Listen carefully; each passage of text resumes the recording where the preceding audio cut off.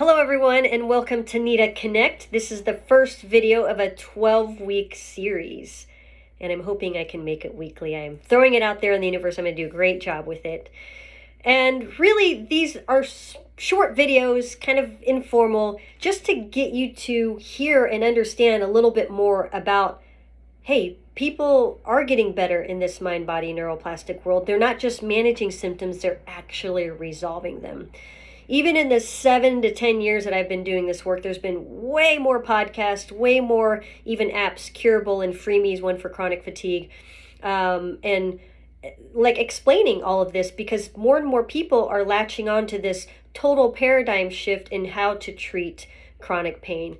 If you Google chronic pain, it probably talks about managing the symptoms, but this new approach is really rewiring the nervous system in the brain and resolving your chronic pain.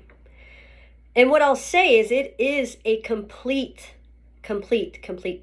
paradigm shift in understanding structural damage to the body and neuroplastic symptoms. Is that you can have an injury, basically, but if it lasts longer than 3 months, because that's traditional healing time, and we'll get into this even more later, then very likely, in Howard Schuberner's research, is 80 to 90% of chronic pain is neuroplastic. I will say clinically, again, doing this work the last 7 years, is probably more 90% in my lens are neuroplastic patients. 90%. When I first took the course, I thought, well, maybe 30% people, all of us are stressed out and have anxiety and blah, blah, blah. But once you see and look at pain with this approach, it's all the clinicians that do this work say once you see it, you can't unsee it. Even patients will tell me that all the time. Oh, I could see my husband and blah, blah, blah. And unfortunately, I do the same thing. Is I, subconsciously, consciously are trying to diagnose everyone, which is not healthy for my brain. But anyways, when you can get this understanding that your body is not broken as Western medicine has told you, even if you have, meniscal tears, labral tears, arthritis is the one that, all my 50 and above patients just say, oh, it's the arthritis, the doctor told me that, is understanding things like, hey, your x-ray actually cannot, whether it's mild to no pain to moderate to severe, it cannot predict how much pain that you're in. There's a poor correlation with imaging findings and explaining pain, especially chronic pain. Like obviously if you get an injury, you take a weird cut and then you tear your meniscus, that is something that is more likely maybe going to need surgery or just time. But when your pain just kind of is chronic and it comes and it goes, and there wasn't one specific injury, or again, maybe there was one specific injury, it's been longer than 3 months, it's been like 3 years or 3 decades, and that pain is still there, is you have to start really being curious is why does 25% of the population have chronic pain? Like, we're really fucking up somewhere. If chronic pain is 25% of the population, right? If you have more than 4 friends, someone in that group is going to have, or 4 friends, someone in that group is going to have chronic pain. Like, that's baffling. And so I was really open to this concept, especially because I was going through a lot of anxiety myself, bouts of my neck pain just popping up out of nowhere when I was able to connect it to what was going on in life, like now in hindsight. But really looking at this as this is something where the medical field is generally getting it wrong. And if we look at things historically, like the medical system historically, is I have a little cheat sheet. Let's check it out. So medical diagnoses that were kind of thought to be common knowledge and ended up obviously not being true. So one of the ones that really sticks out for me is for centuries, women were actually diagnosed with just hysteria. Right? So hysteria was widely accepted as a medical diagnosis for any woman. And I'm going to guess a man came up with this diagnosis. I don't have the research on that, but I'm sure you could look it up. But any woman who exhibited anxiety, right here, nervousness, right here still, and independent behavior or independent behavior, myself in this neuroplastic world, it's kind of independent behavior because it's, again, kind of counterintuitive to Western medicine. It led to archaic treatments like hydrotherapy, where they actually take you and shove you underwater, basically, until you pass out. And they think that like triggered some sort of brain change that had made you have less anxiety and nervousness.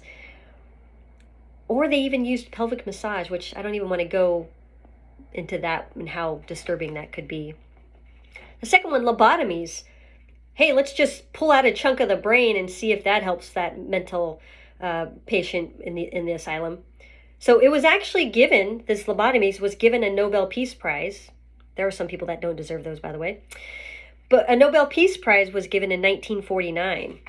And then obviously we now know that they cause severe personality changes, cognitive decline, among many other terrible things happening in the body. Or even this heroin cough syrup.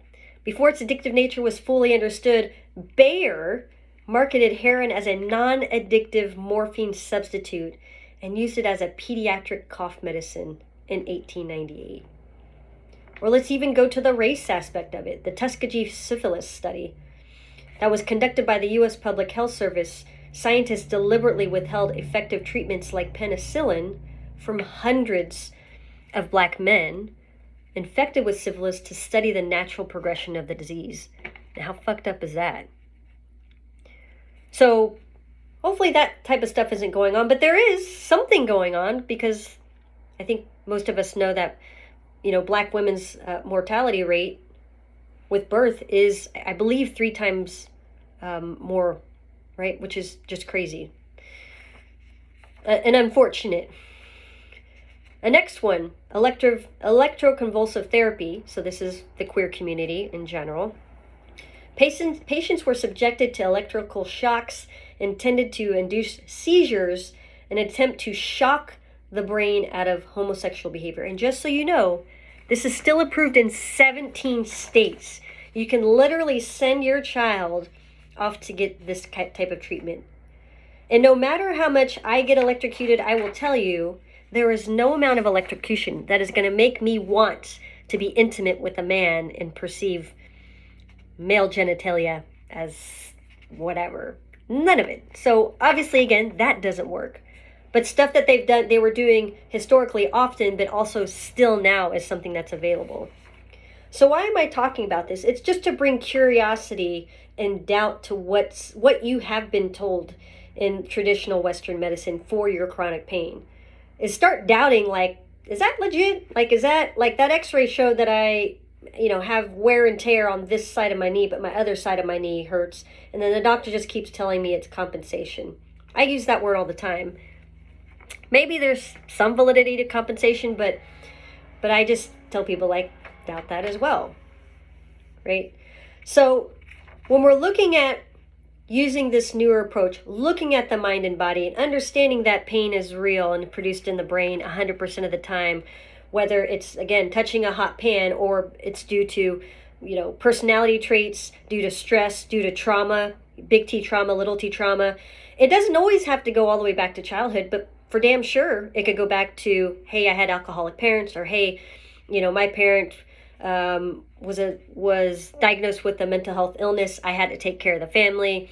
It could be,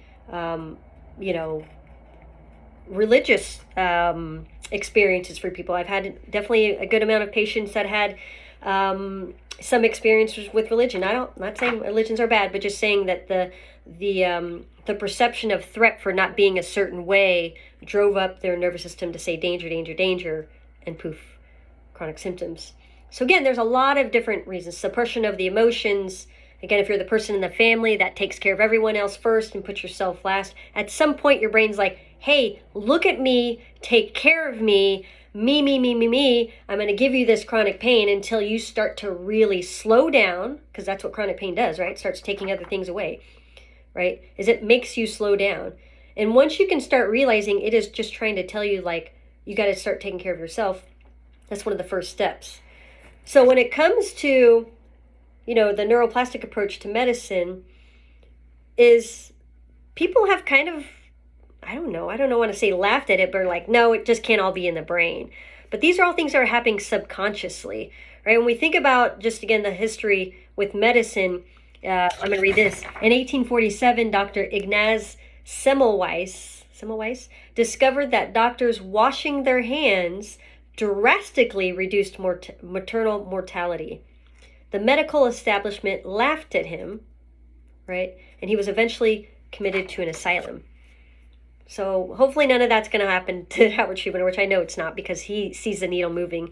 But for Dr. John Sarno, who brought this out in the 1970s, well, at least he was the white guy in a white coat that brought this about. I'm sure the indigenous population and healers have been doing this and continue to do this type of work, is understanding that the mind and the body are not separate, that they are equal. How your mind feels safe or in danger is the output. You're going to feel that in your body. So when we're really thinking about this approach, is you're shifting. Again, I probably thought 30% of my patients were going to be neuroplastic when I first learned about this. And now I do truly believe, from my clinical experience, probably 90% of my patients. And people are, again, getting better faster with less treatments, not manual therapy for me. Not that that's bad. We'll talk about that in a later session. But it's not something that you need. It makes you often feel better, maybe for a short amount of time, like the manual therapy, the chiropractor, the PT, the exercises. Those can make you feel better for a short amount of time, usually due to the placebo effect. But if your nervous system is still stuck in this threat mode, even just, again, if we think of the example of the underprivileged LGBT, people of color, like the lack of safety that a lot of us are feeling in this current maybe this current administration, that can produce pain experiences for certain populations. Howard Schubiner did write something up in regards to racism as being a cause of pain. So it's understanding your life experiences play a role in whether or not your brain perceives safety over danger. And just accepting that. It's not hard to believe, right? Like if your pain is clearly like better when you're out on vacation or you're with friends and you're talking to them and you're having a good time, and then it's really shitty when something happens with family, a relationship issue, or something happens at work that's really stressful. You'll start to be more curious about how your pain is acting and what seems to trigger it. And I'll kind of guide you, I'll do my best to guide you through the process of finding the evidence list and how do I know if my symptoms are neuroplastic. We'll go on that journey as well, whether it's neuroplastic or it's structural. So that's the video number 1. So hopefully that's been really helpful for you. And video number 2 is going to go over just like some general diagnoses that people have been given, that are often very neuroplastic. Piriformis syndrome is a common one I get. Just headaches in general are commonly neuroplastic. Patellofemoral syndrome. All these different types of diagnoses that are more diagnoses of exclusion pretty much are neuroplastic. So that will be video number 2. I hope you learned a lot this session. And again, you don't have to believe in this 100%, but start being curious that, hey, I think my body actually is safe, because there are moments where I feel like my body is doing really well and I'm strong. Start being curious that your symptoms are neuroplastic and that you can actually resolve and rewire your brain. All right, till next time.